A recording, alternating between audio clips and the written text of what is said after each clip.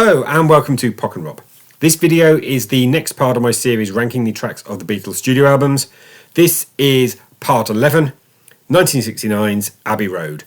This is effectively the Beatles' swan song, as although they'd recorded the material that would go on to become Let It Be, this was the last time they were all in the studio together and intentionally making an album. And I think they pretty much all knew that this was probably going to be it. And so they turned in what is my favourite Beatle album, therefore a very strong contender for my favourite album ever. So let's dive in. There are 17 tracks for us to rank. So let's start at number 17 with Sun King. Short, pleasant musically, ridiculous lyrics where they sing in different languages, and it is the weakest track on the record, which is not to say that it's not enjoyable and it's not good, but this is not a top tier Beatles song by any stretch. Sun King often comes towards the bottom of the rankings of Abbey Road that I've seen, and it is in mine today. It wasn't when I started preparing this list, and I'll explain why a bit later. But Sun King at number 17. At number 16, the final track of the record, Her Majesty. Her Majesty was a hidden track. It was originally going to be part of the long one. It just didn't seem to sit right where it was, and so they cut it out. But the engineer, knowing never to dispose of any Beatles stuff, stuck it on the end of about another 10 to 15 seconds of silence at the end of the tape. And then the Beatles really liked the effect, and so it went on the record. And it wasn't intended to be there, and they didn't include it in the pressing details. It is now. Everybody knows Her Majesty's there. But back in 1969, it was the first, to my knowledge, the first ever properly hidden track. Her Majesty at number 16. Number 15, I have placed I Want You, She's So Heavy. If you'd have asked me, before I ever heard a vinyl edition of Abbey Road, what was my least favourite track, it was this.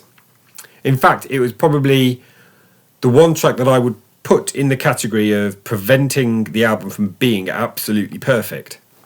Then I heard it on vinyl. And when you hear it on vinyl and the crescendo of noise that's going on and then the dead stop, it makes sense and it works. I understand that this might actually be the last track that all four Beatles worked on together at the same time. And John, being John, must have known that he was going to be asking for the divorce. And so that whole dead cut-off, it's a bit of an artistic statement, arguably. So, I Want You, She's So Heavy used to be my least favourite, but I appreciate it more now that I'm used to it on vinyl and not CD. That's what I have placed at number 15. At number 14, boy does this song get a lot of stick. Maxwell's Silver Hammer. This is often cited by people who don't put Sun King at the bottom as being their least favourite. It caused huge amounts of tension. John refused to perform on it. It comes across badly in the Let It Be and Get Back movies. There are many worse songs, in my opinion, in the Beatles catalogue than Maxwell's Silver Hammer, and I'll die on that hill. I like Maxwell's Silver Hammer, and I've placed it at 14. And given how much I actually enjoy it, it means that everything above it is just great. And at number 13, Mean Mr. Mustard. This is only about a minute and a half long. And the fact that there was so many of these short little snippets that, if we are honest about it, John really couldn't have given much of a toss anymore. John started phoning it in, I think. And Mean Mr. Mustard, which was written in India, he never bothered to really rework or expand. But it's an enjoyable vignette. That's how I see the song. And its status on side 2 of the long one, it works where it is. As a standalone song, I don't think it would. But it does where it is now. Mean Mr. Mustard at 13. At number 12, Paul's other big song contribution. So effectively you've got the long one on side 2, and on side A you've got proper songs. And this is his other one. It's Oh Darling. Apparently Paul only tried recording this once a day because it's his I'm down screamer voice. John apparently always felt that he should have sung that. It would have suited him better. But given how high it goes and how much more limited John's range is compared to Paul's, I don't agree. They'd have had to boot it right down, I think, for John to have done a really good vocal on it, like Paul does. I'm happy with Paul doing Oh Darling. The only thing I'd say is if maybe John had sung it, there would have been still a little bit more connection in the band. We might have got more Beatles. Probably not. Oh Darling at 12. At number 11, the final listed track, The End.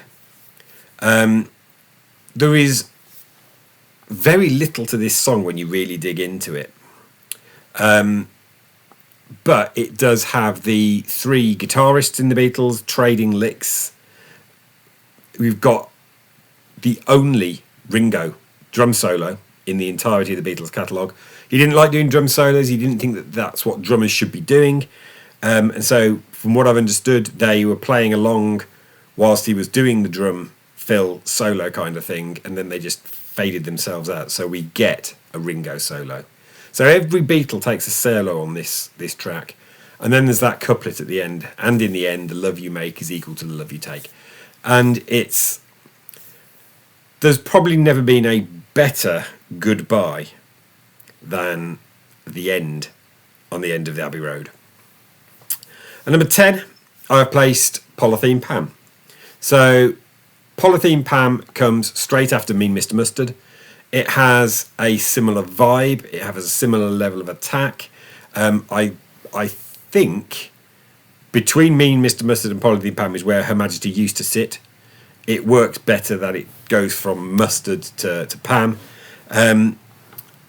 Great John little ditty. The same criticisms could be applied to Polythene Pam as they are to Mean Mr. Mustard. But I enjoy it all the same. At number 9, I have placed Carry That Weight, which is the middle part of the final 3 tracks medley of Abbey Road. And at number 8 is Golden Slumbers. So I am going to deal with both of them together. So Carry That Weight has a reprise of You Never Give Me Your Money, which kind of starts to tie the whole of that long one together. And we've also got in Golden Slumbers a lullaby set to music that it's just great. Now, I've ranked them as individual songs, and hence they've ended up being 8, 9 and 11. If I took those 3 songs as just one song, and sometimes I do, I would probably be putting it at number 2. Because this is an example where the whole is greater than the sum of its parts. And I love each of the parts, but not as much when they're individual rather than collective. When collective, this is a stunning final act. And at number 7, I have placed Because. So the story runs that John was with Yoko and they tried playing Moonlight Sonata backwards. As a result, we get Because. Because is the last great 3-way harmony piece between Paul, George and John. And it's beautiful. Because is a great song. A great John song, it really is. At number 6, this... I know that everything from Golden Slumbers through to the end is considered one long medley.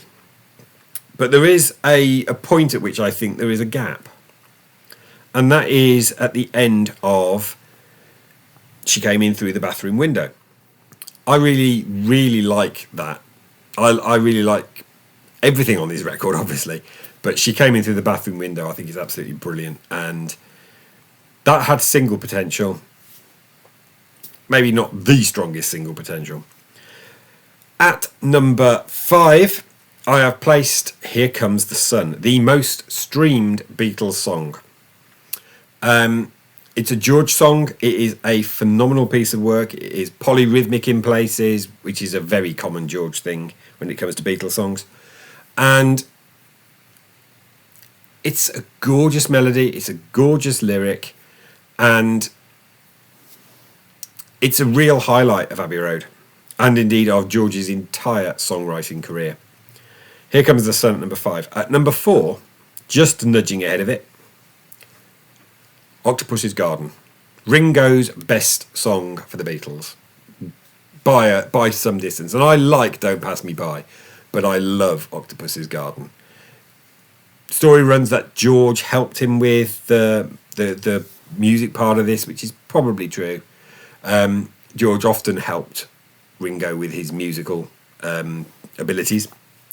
But Octopus's Garden is a great song. And apparently, it's all based on an article that he read where he discovered that octopuses actually collect trinkets and stuff at the bottom of the ocean and build gardens, build their little, like, domains. And I think that's a lovely subject. It's a bit of a children's song, maybe, but Octopus's Garden is a lovely, great song written by Ringo.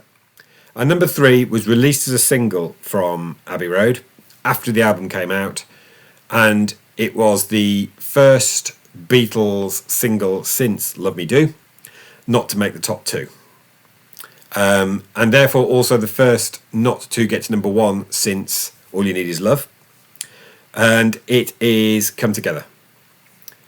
Come Together saw John Lennon get sued because of the similarities to a Chuck Berry song, You Can't Catch Me. It is one of the great classics of the Beatles. Come Together, number 3. Number 2, I have placed You Never Give Me Your Money, the opening part of the long one on side 2 of Abbey Road. This is a song suite within a song suite. So on this song we have the You Never Give Me Your Money part, then we've got the that Magic Feeling part, One Sweet Dream, and then the 1, 2, 3, 4, 5, 6, 7, All God's Children Go to Heaven. There are 4 snippets in one song which begins a snippet medley.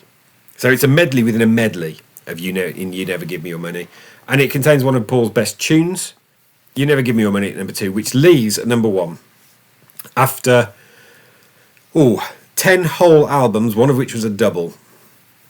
I have finally placed a George Harrison song as the best track from a record, and it's something. This was the double A side with Come Together. Again, had this been released before Abbey Road came out onto the shelves, this, I'm sure, would have been the Beatles' 18th number 1 single. Something is easily, in my opinion, George's best contribution to the Beatles. It is in my top 10 songs of all time. It is a timeless love song for Patty, and it's really close up to the top amongst the very best things the Beatles ever did. I think Something is the best thing on Abbey Road, and Abbey Road is a phenomenal album when you think what's on it. So that concludes my ranking of the tracks of Abbey Road. Let me know in comments below what you thought of it. How would you rank the tracks of what I consider to be probably the greatest album of all time? I'll be back soon with another video, but until then, I'd remind you to subscribe, like, and hit the bell, and share the video with someone else who may like it. And thanks for watching.